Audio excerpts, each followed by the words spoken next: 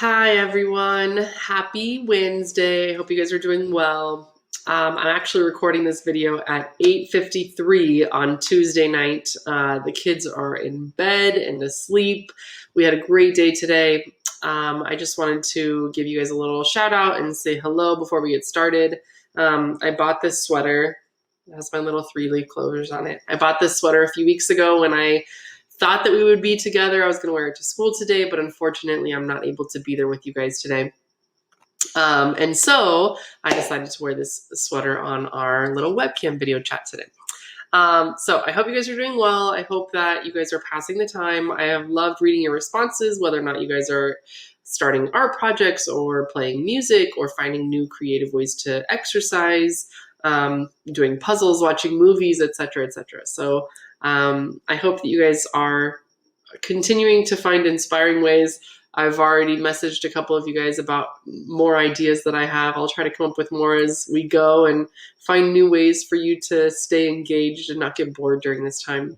I know that my time is never boring chasing after our 3 kiddos. So we had a lot of fun today playing baseball in the backyard and running around and doing crazy school activities for my kids. So I hope you guys are enjoying your time as well and finding new and creative things to do. So I'm going to talk to you guys today about graphical displays of statistical data very briefly. There is so much we could go into if we were doing this together in class, but the main thing I want you guys to get from this is some big ideas about what graphical types of data we are able to look at. And we're just going to look at a few today and really analyze what they mean and how to determine them. Take some notes, jot some notes down as we go through these, and kind of have them there so that when we do come up to an assessment, believe me, your assessments will look very different now in online learning than they did typically in regular school. But that way, at least you have some notes for when we come up to an assessment. You guys can use your notes to help you find success. So let's go ahead and get started. I will try to elaborate on things that are important to elaborate on, and I'll try to be brief about things that aren't as important.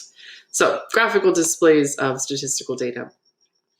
The first thing I really want you guys to understand is that there's 2 types of data we're going to look at. So the first type of data we'll talk about is called qualitative data, and qualitative sounds a lot like the word quality, and qualities are things, descriptive words that we use to describe things. So we call this categorical data. So you guys can read those bullet points. It says it deals with descriptions of things. So these are things that can be classified but not necessarily measured. You can't assign a numerical value to them. So here are some examples. We have eye color. So let me try to use my little fun pointers. You ready? Ooh, fancy. We have eye color. Let's see if I can move myself out of the way. We have favorite foods. So those are things that you can describe qualities of, but you cannot necessarily put a number or assign a number to. So you can't assign your eye color. You can't assign a number to your favorite type of food, etc., etc. So keep that in mind. Other examples are gender or religious preferences or hometowns, etc. So those are all things that you could describe and put words to, but not necessarily numbers to. All right, the next type is quantitative data, and quantitative sounds a lot like the word quantity, where quantity means numbers. This is numerical data. So these deal with numbers. They can definitely be measured. Some examples are height. So I don't know if any of you guys have seen this picture before of all these famous actors and their different heights, putting them in line from shortest to tallest. But those are things you can measure, people's heights and their weights. You can measure your pulse to see how quickly your heart is beating. You can measure people's ages and what their temperature is of their body and their test scores, etc., etc. So again, big key takeaways for today. There are 2 different types of data that we will look at. There is qualitative, qualities, things that you can categorize, and there is quantitative, quantities, things you can assign numbers to.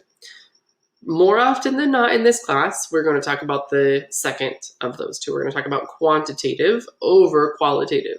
Qualitative is things that you focus probably more a little on in middle school or in 9th grade.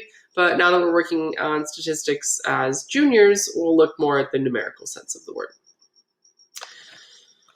So let me get rid of this little focused point. So identifying the following as quantitative or qualitative. If you can start to think of examples of what these things might mean, it will help you to decide which is which. But just remember, quantitative is quantity, that's a number. Qualitative is quality, that's a category or a description. So high school grade point average, you have a 3.0, you have a 4.0, you have a 3.5, a 3.72. Those are all numbers. You're quantifying them. Therefore, that is a quantitative value. Favorite author, we have J.K. Rowling. We have, oh my gosh, don't hate me, I'm terrible with authors. Miss Audette has so many examples in her video of great authors. Yeah, don't hate me. I can't think of more authors, but all I know is that you can't quantify them. You can't put a number to an author. They have names, they have descriptions, etc., etc. So that's a qualitative value. Preferred airline, we have Southwest, American, Hawaiian. Those are not numbers, those are names. So those are qualitative. Number of pets. I have 2 dogs. You have 3 cats. That person has 4 goldfish. Those are numbers, quantitative. Bank account balance. I have $4 in my bank account. I have $100 in my bank account. I have $3,000 in my bank account, etc., etc. Those are numbers. That's a quantitative value. Hair color. My hair color is brownish blonde. Yours might be black. Hers might be blonde. Theirs might be red. Those are qualities, therefore qualitative. Your ethnicity, your race, all right? Those are not numbers. You're not race number 1, race number 2. They are descriptions, qualitative. Types of hats. So you could have a baseball hat. You could have a graduation cap. You could have a, etc., etc. Different types of hats. So those are, again, not numbers. Those are qualities. That's qualitative. All right, these ones over here, I want you guys to try some on Edpuzzle, and I want you guys to go ahead and, let me see if I can move myself out of the way. I want you to go ahead and indicate what you think they would be. So go ahead and think about them, and I will ask you those questions as we go. So the number of stars in a solar system, is it quantitative or qualitative?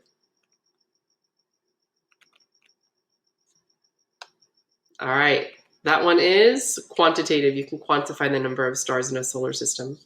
J, party affiliation, Republican, Democrat, Independent. What is it, qualitative or quantitative?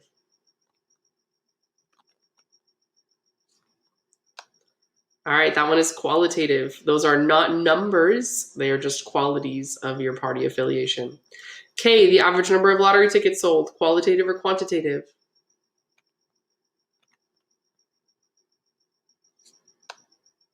Quantitative. You can quantify or count the number of lottery tickets sold to calculate the average.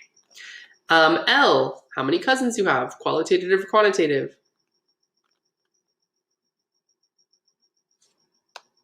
Quantitative. You can count how many cousins you have.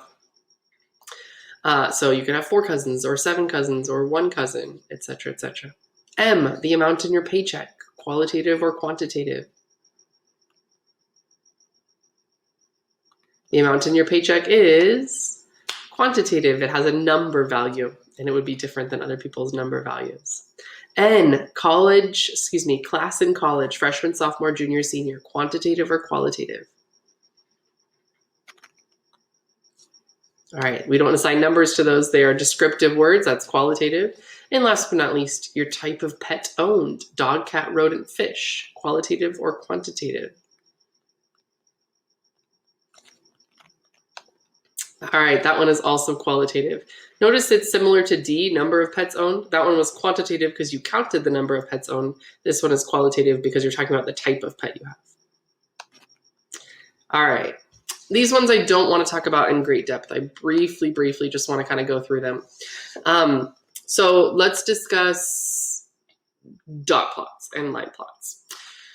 Dot plots and line plots are there to say we have all this data. Let's go ahead and just put them based on the number of times that repeats. So for example, the number of brothers and sisters, we have 0 brothers and sisters. There's 2 people that have 0 brothers and sisters, and there's 3 people that have 1 brother or sister. There's 1, 2, 3, 4, 5 people that have 2 brothers and sisters, so on and so forth. So you could describe it with numbers. Or it could also be qualitative, where you could say your favorite snack, all right? So there's 1, 2, 3, 4, 5, 6, 7, it looks like 8 people that enjoy popcorn, and 4 people that enjoy pretzels, and 1, 2, 3, 4, 5 people that enjoy M&Ms. So those are called dot plots, and you're just kind of calculating the number of people that do those things. Stem and leaf plots, I think this one deals with age. So this is, if you look at the middle, this is kind of like the first digit in the number. So it's the number 1, and then for females, 5. The number 1, and then for females, 8. So that's 1, 5, and 1, 8. That would be 15 and 18. So again, the ages, I think there's somebody that's 15 years old and somebody that's 18 years old that's female. Going on the other side for males, you have 1, 0, that's 10. 1, 2, that's 12. 1, 5, that's 15. So you have a male that's 10, a male that's 12, a male that's 15. When you go to the row for 2, it starts in the 20s. When you go to the row for 3, it starts in the 30s, etc., etc. We're not going to spend a ton of time talking about that. This is just a different type of data that can be represented, but just kind of a nice to know, not a need to know. We have box plots. So we are going to spend some time constructing these. We'll try to use Desmos to construct them. But box plots are kind of a cool way to see data because you can see kind of where it's focused and where it's shifted. So if you can see these little lines that extend out of the box plots, this rectangular region in the middle really tells you where a majority of the data lies.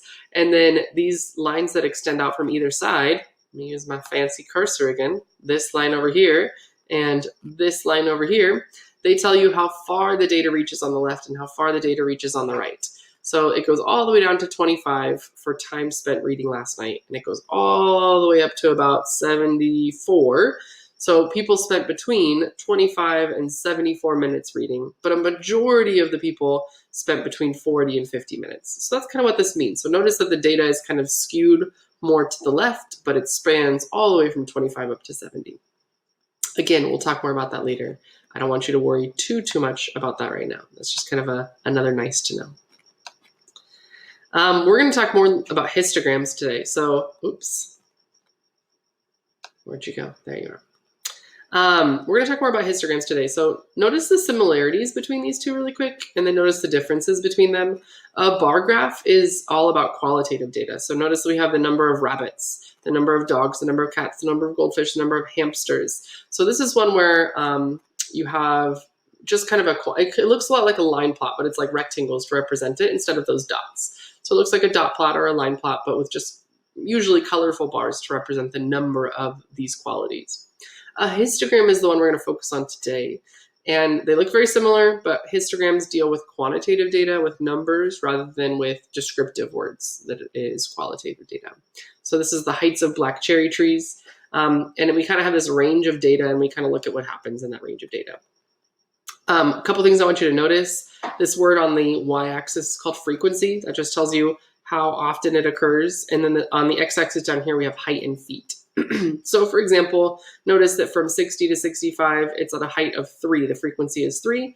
That means that there must be 3 black cherry trees that are between 60 and 65 feet tall, etc., etc. So those are things we're going to analyze in the next couple pages. This example with this histogram carries on for our full example today, and this is really the only example we're going to look at. We're just going to ask ourselves some different questions about it. It might be a good idea to take some time to pause the video and kind of copy it down and write down these questions as we go, or at least really think deeply about them as we talk about them, so you guys can kind of see where things go and analyze where it appears on the graph and that kind of thing, so that when you get a problem like this on your own, you're able to look at it and analyze it. So part A says, what axis does the frequency go on? So frequency is always going to go vertically right here on the y-axis. So the vertical axis shows the frequency. I'm not going to spend too much time leaving things on the slides because I want to respect your time. So if you are writing this down and being really diligent about your notes, please go ahead and pause the video as you need to write down what you guys see on the screen. But other than that, we'll just talk about stuff and then move on to the next slide. B, what does the horizontal axis indicate? So in this example, the horizontal axis is indicating, I actually rearranged the slides to kind of give you guys a little aha moment at the end. So I took all the context away from this. So now I'm trying to remember what the context of this problem was, but we'll come back to that. All right, we'll come back to what the horizontal axis indicates. So here we go. This must be about test scores. Sorry, I kind of took away that element of surprise. We'll come back around to the context of the problem at the end. You guys will see that. But anyways, the horizontal axis here represents all of the test scores of students in a specific class. All right, part C, how many students had scores in the interval from 60 to 64? So let's look down here. Here's 60, and then notice it goes to 65 here, but the way that this histogram is drawn, each interval stops at the number right before this one. So this would be from 60 to 64. This one would be from 65 to 69. This one would be from 70 to 74, so on and so forth. So from 60 to 64 would be this first interval right here, from 60 to 64. How many students had test scores in that interval? Well, let's see how high this bar goes. And this histogram goes up to a height of 1. The frequency is 1. That means that one student had a test score between 60 and 64. There we go, one student. Part D, how many students had scores in the interval from 75 to 79? Okay, let's look. 75, 75. Oh, here's 75. And remember, this would go all the way up to 79. So 75 to 79. Let's see how high this bar goes. It goes up to 5. So the frequency between 75 and 79 is 5. That means that 5 students had test scores between 75 and 79. Yes, I got it right. Number E, or letter E. How many students had scores in the interval from 85 to 89? Okay, let's look. 85, 85, 85, 85, 85. Oh, I found it. 85 to 89 would be right here. And let's read it up. It goes up to 3. That means 3 students had test scores between 85 and 89. Got it right again. And F, what statistical information can you tell about a data set by looking at the histogram? And what statistical information cannot be determined by looking at a histogram? So I hope you guys were able to figure out how to read it with me. I hope that me doing this demonstration showed you that the intervals across the bottom showed you kind of how wide each one was and told you the number. The frequency tells you the number of values in that interval. So for this case, it was the number of people that landed in that interval of test scores. So a histogram can kind of give you a good idea of where the numbers are balanced. Notice if you look at this one, we have a high peak right here in between 80 and 85. So quite a few students scored in there. We have a couple other high peaks at 5, and then we have one over here at 4. This one seems pretty centered. I mean, if you look at it, a lot of the data is kind of in the middle, but a histogram can kind of tell you maybe it's skewed more to the right and people scored better on this test. Maybe it's skewed more, sorry, I think that's skewed left. Or if it's skewed to the right and people scored worse on this test. Since this one's pretty centered, it means people did pretty average on this test. So a histogram is very helpful for that. It's a very good visualization of where the data lies. We will look in the lessons ahead at more histograms and more box plots so you can see that different skew and what it looks like. One thing that histograms are not very good for is telling you exact information. So for example, I know that 7 people scored between an 80 and an 84, but I don't know if those 7 people all scored 83. Maybe one of them scored an 81 and one of them scored an 82, and then 5 of them scored an 83. So it's really terrible about giving you exact information about the data. It just kind of gives you an overall trend in the data. So keep that in mind. A histogram is great for analyzing data overall, but not very good for looking at specific data points. So again, easy to see the general shape and distribution, but it's difficult to know the actual values. Part G, how many test scores were collected and how do you know?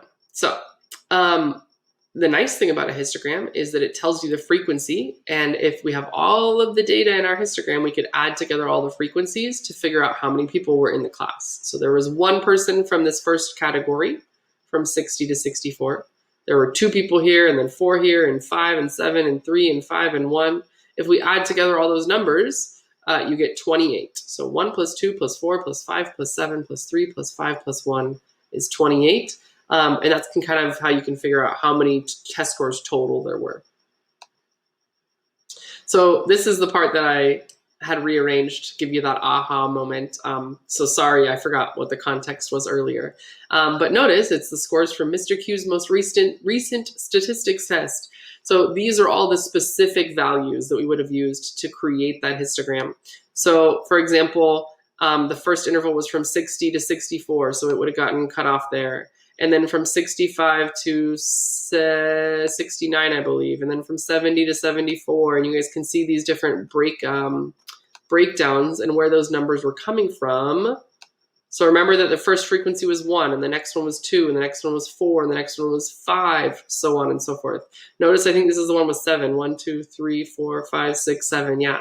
So you guys can see the different breakdowns of how we created that histogram. So in this case, these were the breakdowns. So I don't think we'll probably have you creating too many of your own histograms, especially not during this whole distance learning opportunity. So my main goal is that you're able to read histograms and kind of gather some information from them. So I'll make sure to assign some Khan Academy problems to get you guys practicing with that, but I just wanted to kind of show you how it was created and that kind of thing. So using the data points, it would be created by dividing the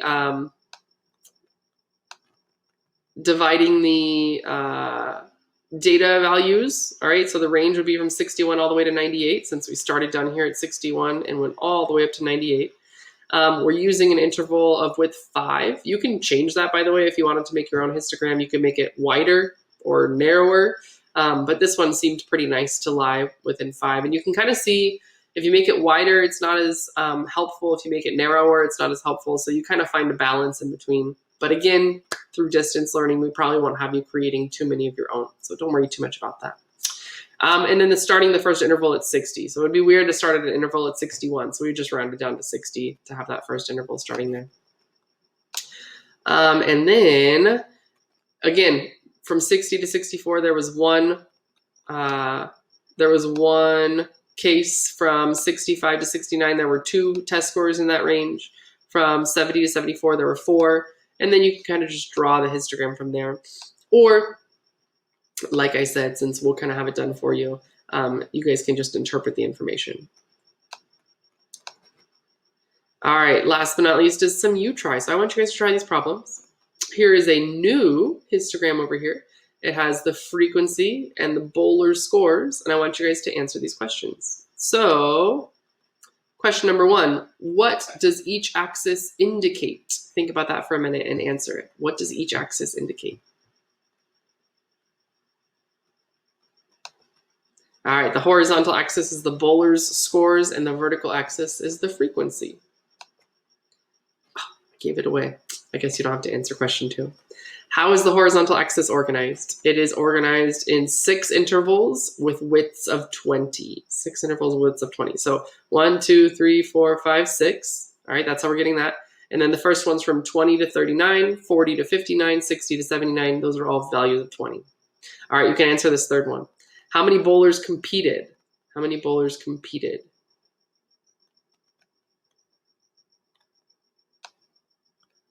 So remember, to figure out the number of bowlers that competed, we add together the frequency of all of them. So this first interval had 2, and then 4, 6, 8, 9, and then 1. So if you add all those together, 2 plus 4 plus 6 plus 8 plus 9 plus 1 is 30 bowlers. So 30 bowlers competed. Number 4, how many bowlers scored between a 40 to 59? All right, there were 4 bowlers. So here's 40 to 59, and you can see the frequency is 4. Number 5, which interval did most bowlers' scores fall in?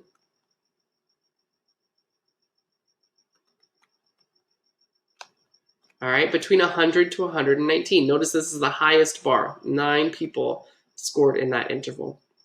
And last but not least, how many bowlers scored at least 100 points? How many bowlers scored at least 100 points? 10 bowlers, and here's why. If we want at least 100, it could be more than 100. So if we start at 100, there are 9 bowlers that scored between 100 and 119, but then we also have to add this 1 bowler over here that scored at 120 to 139. So these 9 plus this one is a total of 10 bowlers that scored at least 100 points. All right, that's it for today, you guys. I hope that you enjoyed this video and you were able to understand it. I will assign some Khan Academy problems for you guys to work on as well. Take care of yourselves. Please let me know if you need anything.